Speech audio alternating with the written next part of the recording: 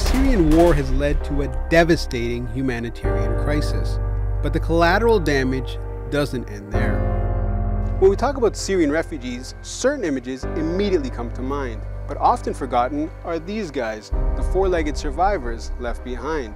And to bring them here to safety, 500 kilometers away in Jordan's Al Mawa Animal Sanctuary required a high-risk rescue mission.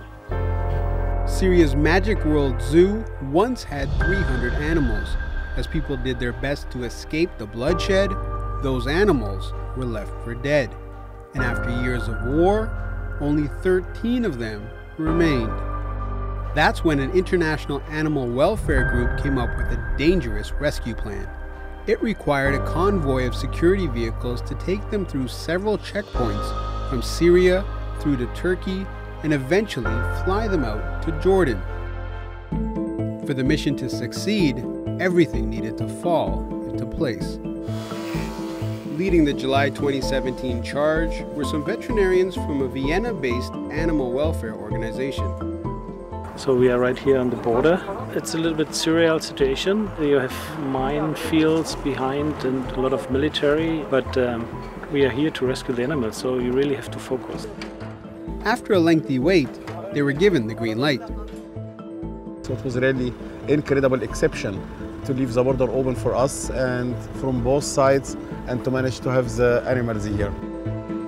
The convoy had to wait 3 weeks at a rescue station in Turkey for permits and medical examinations.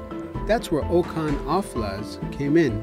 The Turkish animal rights activist helped secure clearance from the Ministry of Forestry. These animals are victims of war. We saved 13, but 40 more are dead. They are survivors. After flying from Istanbul to Amman, the animals arrived at their new home, visibly nervous. Soon after, they began to enjoy more room to wander and a steady diet that they were missing in Syria. So this is Sukkar, one of the 2 Asian black bears that was rescued from Syria. When he arrived, he was skin and bone, literally. Hello, Sukkari. So Dr. Zain Shaheen helped work on Sukkar's diet and also noticed an improvement in his mental health.